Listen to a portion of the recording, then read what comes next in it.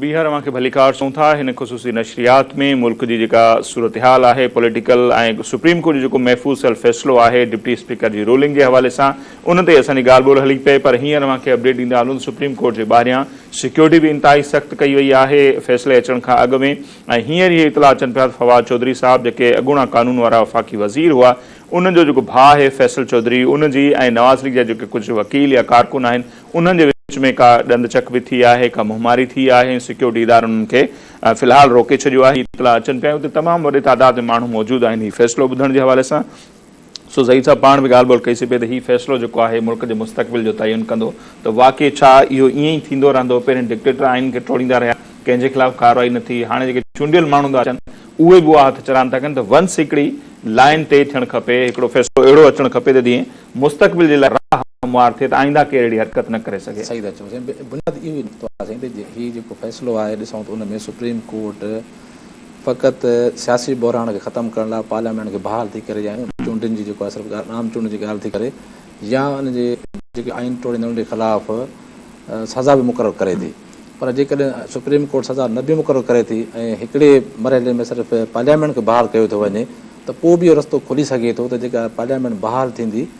उन केस खे टेकल करे सघे थी, खणी सघे थी। पार्लियामेंट में इहो मामलो ईंदो ऐं इहो सादो मामलो कोन्हे को, छो इमरान ख़ान जीअं त आइनी ऐं क़ानूनी मामलनि खां एतिरो वाक़ुफ़ु न आहे रियासत जे खां, जीअं त हुनखे आंदो बि हो तीअं हू सम्झे पियो त हीउ हिकिड़ो घर खे हलाइण जो मामिलो आहे या कंहिं इदारे खे हलाइण जो मामिलो आहे जिते जेको मां वणा उहो कयां, ज़ाती जागिरत आहे कोन। बावजूदि तव्हां असां सभु ॻाल्हियूं कयूं था त पाकिस्तान में आइन कोन्हे, क़ानून कोन्हे, हुन ते अमल कोन्हे को, या हुन ते जेको आहे बार बार आइन टोड़े वञे थो, पर उनजे बावजूदि आइनी ऐं क़ानूनी मामला पंहिंजी जाइ ते आइन मौजूदु आहे हर वक़्तु। ऐं कंहिं बि वक़्तु जेको आहे उहो आइनी मामिलो कंहिं न कंहिं माण्हूअ खे उनजो मुतासिर थी सघे थो माण्हू जेको। हाणे इमरान ख़ान बि जीअं ज़ाती जेको फ़ैसिलो कयो आहे त हुन आइन खे ॾिसी न कयो आहे ऐं हुन हिकिड़ो ज़ाती फ़ैसिलो वरितो आहे उहो ईअं त जीअं ॿिनि माण्हुनि में का दुश्मनी पाड़ी वेंदी आहे जेको आहे हीउ ज़ाती दुश्मनी पाड़ण जे हवाले सां सोचे थो, पर आइन जेको आहे उहो पंहिंजी जाइ ते मौजूदु आहे। जीअं आइन असुल शिकिल में बहाल थिए थो, पार्लियामेंट अचे थी त पार्लियामेंट जो एहतिसाब करे सघे थी ऐं तमामु घणी परे ताईं ॻाल्हि वेंदी। जीअं परवेज़ मुशर्रफ एमरजेंसी लागू कई हुन वक़्तु उनजे साम्हूं को न बीह सघियो माण्हू, वकीलनि जी जिदोजहद हली, माण्हू इलाही हिन में शहीद बि थिया, लाॻीतो हलंदी रही, पर जमहूरियत बहाल थियण खां पोइ इहो मामिलो वरी बि आयो, कोर्टनि में हलियो ऐं तव्हां ॾिसो त हुनखे सज़ा बि मिली जेको आहे हुनखे हिकिड़ो आइन टोड़ण जो जेको आहे करार ॾिनो वियो जेको आहे। सो मेन ॻाल्हि इहा आहे त इहो इल्ज़ाम जंहिं बि सियासी क़यादत जे मथां अचे, सियासी माण्हूअ जे मथां अचे त उनजो सियासी चैप्टर क्लोज़ आहे ऐं इमरान ख़ान उहो ई रस्तो अख़्तियार कयो आहे त को बि माण्हू पार्लियामेंट खां फरार नथो थी सघे। ऐं जेकॾहिं इमरान ख़ान खे मुक़ाबिलो करणो हो त आइन तरीक़े सां करणो हो ऐं हुनखे पूरो राइट हो। जेकॾहिं उहो सम्झे पियो त हुनजा मेंबर टोड़िया था वञनि या हासिल कई थी वञे त हुनखे पंहिंजे मेंबरनि खे रोकण जो पूरो अख़्तियार हो। हुकूमत में हुन वटि पैसो बि हो, वसीला बि आहिनि, सभु कुझु आहे।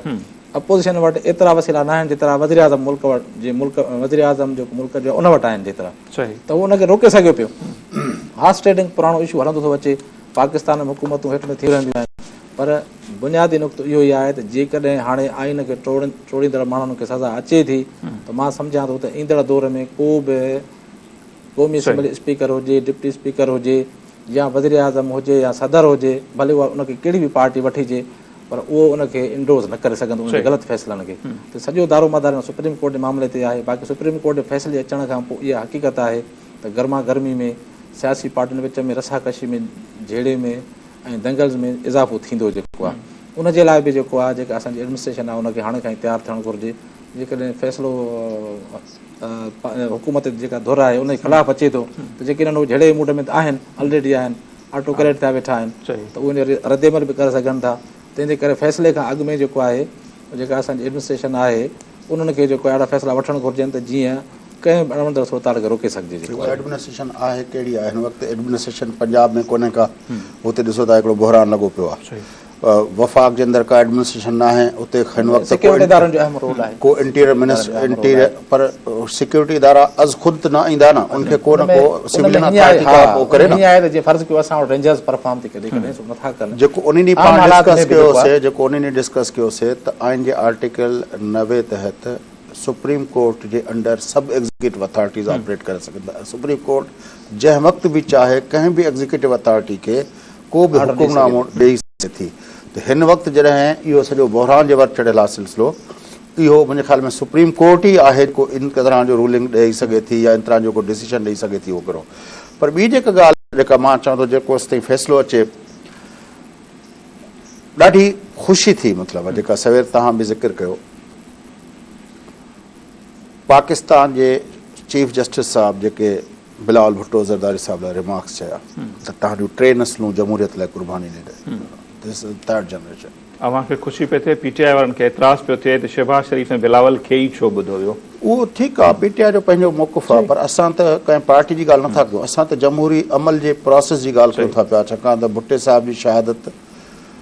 उनखां पोइ मीर मुर्तज़ा ऐं शाहनवाज़ जी शहादत, उनखां पोइ बेनज़ीर भुट्टो साहिबा जी शहादत, MRD जे अंदरि केतिरा जेको आहे पंहिंजो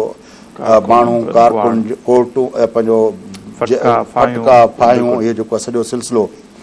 ऐं ख़ुदि जेको आहे तव्हां ॾिठो त 18 अक्टूबर ते असांजे साम्हूं कारसाज़ में जेको हेॾो वॾो सान्हो थियो,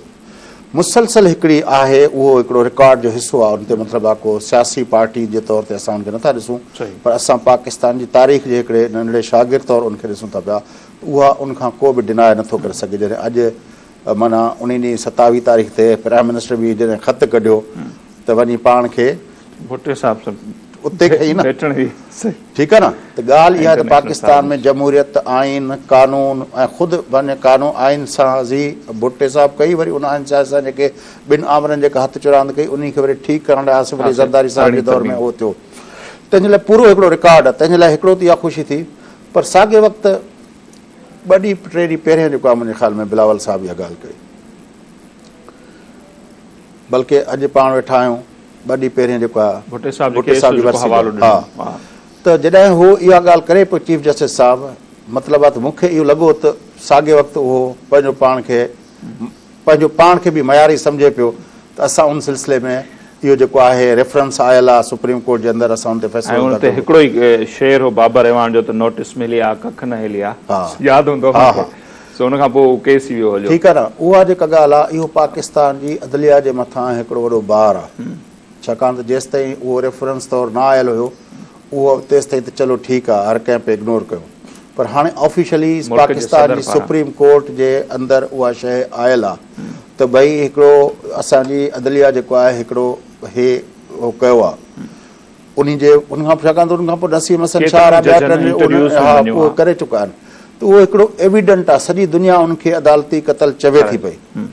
पर हाणे इहो सुप्रीम कोर्ट ऑफ पाकिस्तान जी या फ़र्ज़नि में शामिलु थिए थो त उहो पंहिंजी तारीख़ जी जेका उहा उन्हनि सां जेको हिकिड़े इदारे तौरु जेको हिकिड़ो उनजो बंड थियल आहे उन खे तारीख़ जे हिसाब सां उहो करेक्ट करे छॾनि। इहो मूंखे जॾहिं अॼु हुन बिलावल साहब जे 3 जनरेशन जी ॻाल्हि कई पई न, त मूंखे उन वक़्तु ईअं लॻो त ॼण त उन वक़्तु चीफ जस्टिस जे मन में किथे न किथे उहो पाण खे मयारी सम्झे पियो त असां हिननि जे 3 जनरेशन ताईं कंहिं जनरेशन सां इंसाफ़ न कयोसीं। ॾिसो, नवाज़ शरीफ़ जी असेंबली बहाल थी वई, बेनज़ीर साहिबा जी का असेंबली बहाल न कयो। बिल्कुलु इहे साॻियूं असांजा जज साहिबान हुया न, कोर्ट सगोरी साॻी इहा हुई न। तंहिंजे लाइ मूंखे इहो जॾहिं इहो 3 जनरेशन जी ॻाल्हि कई न, मूंखे अलाए छो उन वक़्तु लॻो पए त जज साहिबु ॼण चयो त किथे न किथे जंहिं सीट ते वेठो आहे, नॉट इन पर्सन, पर जंहिं सीट ते वेठो आहे उन सीट खे मयारी सम्झे पियो त इन सॼे प्रोसेस जे अंदरि जिते हिननि जे 3 जनरेशन जेका स्ट्रगल कई आहे उते असांजी हिन सीट जेको आहे हिननि जे 3 जनरेशन सां बि इंसाफ़ कंदी। या बिलावल साहब खां जेको वे आउट उन्हनि पुछियो त पोइ छा जे हिन फ़ैसिले खां पोइ त उन्हनि चयो त भई उन खां पोइ हिकिड़ी हुकूमत अचे जेका चूंड इस्लाह करे ऐं पोइ नए सिरे इलेक्शन कराए। पोइ पुछियो अहिड़ो को बिल, उन्हनि चयो त बिल्कुलु आहे ऐं चीफ जस्टिस साहिब उनजी तारीफ़ कई त मुख़्तसर वक़्त में उहा बहितरीन टू द पॉइंट ॻाल्हायो वियो। ऐं मां तव्हांखे ॿुधायां, हाणे अॼु त ख़ैर हाणे पोइ आहे न, हाणे इहा ॻाल्हि पीपुल्स पार्टी वारा त ट्वीट्स ते रखनि था पिया। अलीम ख़ान बि इहो ट्वीट कयो आहे त बिलावल जे 3 जनरेशन जेको आहे पंहिंजो हे कयो आहे ऐं जेको आहे उनखे जेको आहे हेठां लिखियो अथई चीफ जस्टिस उमर अता बंदियाल। त हाणे इहा ॻाल्हि जेका चीफ जस्टिस कई आहे, पाकिस्तान जे अंदरि जेको बि डेमोक्रेसी जी ॻाल्हि कंदड़ माण्हू आहे उहो सभई माण्हू इहे सम्झनि था पिया त मिसाल तौरु अॼु नवाज़ शरीफ़ जे लाइ भली माण्हू चवनि वोट को इज़त दो ऐं पंहिंजो जमहूरियत जो चैंपियन, पर नवाज़ शरीफ़ जे लाइ कोई न चवंदो भई हिनजूं हेतिरियूं जनरेशन जेको आहे जदोजहद जमहूरियत लाइ जदोजहद कुर्बानी ॾींदियूं रहियूं। इहो वाहिद एज़ाज़ आहे बिलावल भुट्टो ज़रदारी ऐं पाकिस्तान पीपुल्स पार्टी खे जो हुननि वाक़ियतनि 3 जनरेशन्स खां वठी माना ऐं पाकिस्तान जे सभिनी आमरनि सां माना अयूब जी आमरियत, याहिया जी आमरियत, ज़िया जी आमरियत, मुशरफ जी आमरियत ऐं जेका ही सिविलियन आमरियत आहे, सही ठीकु आहे न, सही मुसलसल जेको आहे बरसर बेकार रहण ऐं हिकु जनरेशन खां भुट्टो साहब हलियो वियो, बेनज़ीर साहिबा यंग हिकिड़ी नंढड़ी पंहिंजो उन वक़्तु पंहिंजो हिकिड़ी न्याणी हुई, उन कीअं जेको आहे उहो अलम खयो ऐं जॾहिं पोइ पढ़िजे थो किताब daughter of the east, Sukkur jail जूं गर्मियूं ऐं उहा जेल जेका हूंदा उहा मामले जा हूंदा, तंहिंजे लाइ उहो सॼो जेको सिलसिलो हुयो, मतिलबु अॼु जॾहिं चीफ जस्टिस मुख़्तसिर ॻाल्हायो पर मुंहिंजे दिमाग़ में बहसियत हिकिड़े शागिर्द जे उहो सॼो हक़ीक़त इहा जमहूरियत में पाकिस्तान जे जमहूरी तारीख़ में नवाण हिकिड़ी पैदा कई आहे, नई तारीख़ लिखी आहे। मूंखे उहो सॼो जेको आहे सर पाण हेडलाइन ब्रेक में वेंदासीं हिसाब त जेको वे आउट बिलावल साहब ॾिनो आहे, उन खां पोइ साॻियो माना अंडू कयो इन फ़ैसिले खे, नई गवर्नमेंट अचे उहा इस्लाह कराए, देन चूंड कराए, बहितर वे सम्झो पिया इहो। सही ॻाल्हि आहे। न इहा हक़ीक़त आहे त हिन वक़्तु अची वियो आहे त पाकिस्तान में हक़ीक़ी जमहूरियत लाइ रस्तो साफ़ कजे जेको आहे। ऐं तव्हां ॾिसो त हिन में जेको केस हले थो, इन में हलंदड़ केस दौरान घटि में घटि मुल्क जी 100 खां वधीक अहम शख़्सियतुनि, जंहिंमें आइनी माहिर बि आहिनि, तालीमी माहिर बि आहिनि, सिविल सोसाइटी जा माण्हू बि आहिनि, अॻूणा जजिस बि आहिनि, उन्हनि चीफ जस्टिस खे ख़त लिखियो आहे त नज़रिया ज़रूरत खे तव्हां दफ़न कयो जेको आहे, त इहो ख़ुदि अदालत ते बि दबाव आहे हिकिड़ो। ऐं तव्हां ॾिसो त जॾहिं चीफ जस्टिस जंहिं अंदाज़ में बिलाल साहिब सां मुखातिब थियो आहे त इन मां इहो लॻी रहियो आहे पाकिस्तान में हिकिड़ो नई तारीख़ लिखिजी पर मूसा गिरानी चयो आहे rule number 1 never trust remarks. सही है, ट्रस्ट अलग से या डिसीजन अलग से है, त रिमार्क्स जे बुनियाद ते इतबार न होता है तो डिसीजन रूलिंग खे गलत ई करार ॾिनो आहे, मीडिया में रूलिंग गलत करार ॾेई छॾी आहे, रिमार्क्स सिकराउंदा आहिनि डिसीजन जो त कम जी ॻाल्हि पाकिस्तान जी अदलियात अक्सर ई कंदी आहे त चलो रे करे सॼो वठी वठूंदा नाज़रीन, हेडलाइन ब्रेक वठूंदा ऐं उन खां पोइ हेडलाइन असीं ॿुधंदासीं ऐं उन खां पोइ वरी वापसि ईंदासीं नशरियात में ऐं इहे ॻाल्हि ॿोल जो सिलसिलो असांजो जारी रहंदो। मुख़्तसर ब्रेक था वठूं।